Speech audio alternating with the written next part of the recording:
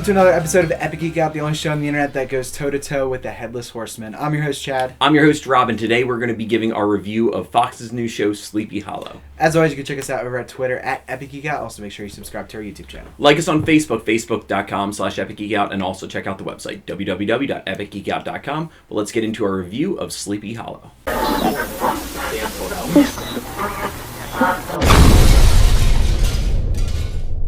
So today we're talking about Fox's new show, Sleepy Hollow. Much like the title, it's about the legendary Washington Irving poem or short story, Sleepy Hollow, but a little bit of a twist.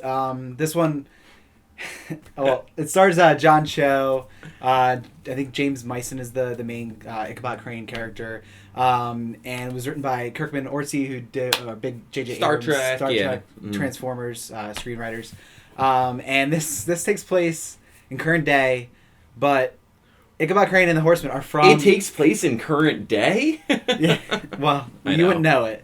But Ichabod Crane and the Headless Horseman are from the past, from the 1700s, like the Revolutionary War era. Ichabod Crane... I think they say. I think it's like right after, it was like 1780, because I was it? Because I was like, why are they still fighting? Because the Revolutionary War is over. Why did I think I thought that they just said because Washington's mentioned. So crazy stuff. They get somehow transported to the future. I mean, you find out kind of why in the first episode.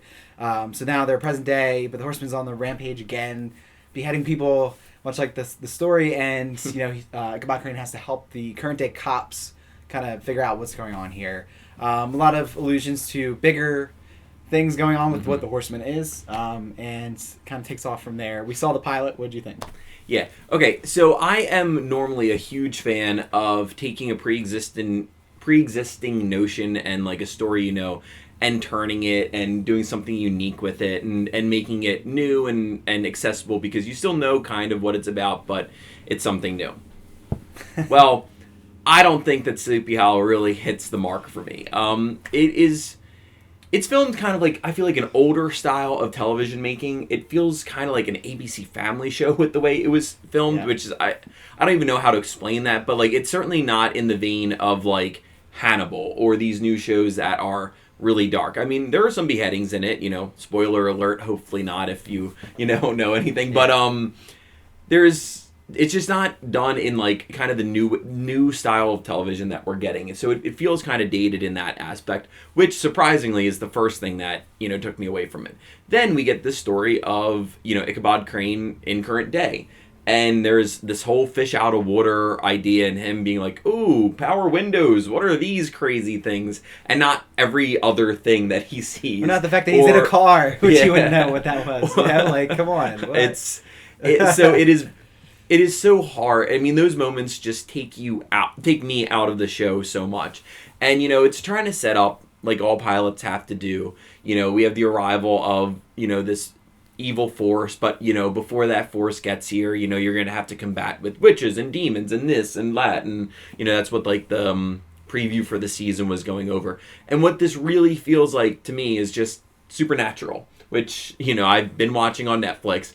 And it just seems like they reskinned Supernatural and said, oh, throw in, the Headless Horseman, have him be this person that people know, and let's just do, like, this show again. So it certainly did not grab me. I'm not going to continue to watch unless for some reason I hear that, I have to catch this show. But it's just not my cup of tea.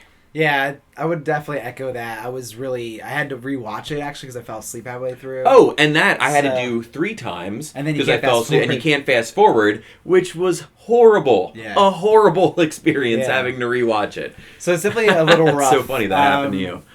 I was also like excited about the potential for this show, because I think it's kind of a cool concept, but then, like, why do you need to have, like, let's do like what Elementary's done. Mm-hmm. Like, take a twist on it that's believable and kind of cool, right? Like, it's in America, but like it's still different. Like, it's a different tweak, but it's still enough there. Like, why is there time travel and this stuff? Like, it's not necessarily time travel. No, I guess because they were like, thank God there's no time travel. But like, still, why was that just part of the show put there? Like, can we just have like a modern day Headless horseman. I don't know how Or that probably wouldn't. Here's how they do either, it. His lineage. It's someone down the line. It's someone who didn't realize he was in the same bloodline as him, and still like, got passed down. Like something other like shows that. have done that. Yeah, yeah, that could have been cool. But it's just weird. I mean, there's just so much stuff at play that none of them are good. I mean, like the fish out of water stuff is so like hokey, hammy, and like just thrown in there. Starbucks. Yeah. What is this? Is there word? a law for that? They have to have one every block. Yeah. It's just so stupid. And it's like what they decided to comment on. It's like you'd be scared of everything. Like, I mean, not just.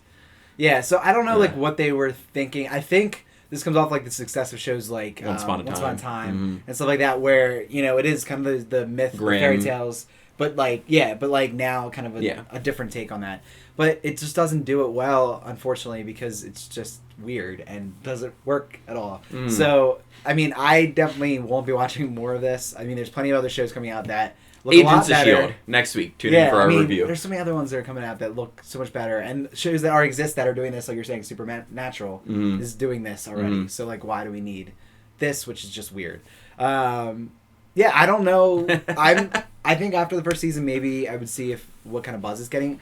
But I think it's gonna be like that show that we saw recently, that I can't even remember the name of it because it's shot a lot like that, where the wife was taken. Yep, I know exactly what you mean, and I'm happy. It's with the guy from ER. That. Yeah, it's a lot like that. We'll put the name behind us because we forget it currently. It looks shot like exactly the same way, and that kind of fell off and got canceled anyway. So I feel like I don't know. Fox might try to keep this going, but who knows? We'll see. I don't really know what kind of ratings the first episode got, but it's sad.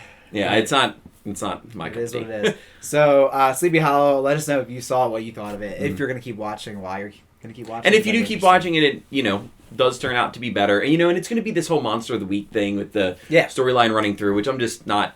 I don't want another show like that either. But if you like it, let us know, and, maybe we'll tune back in. Yep.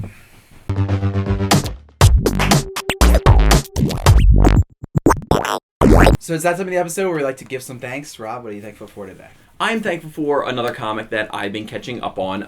It's the Avengers run, which is kind of leading up to the Infinity event that's going on right now. I'm only up to the 8th comic of it.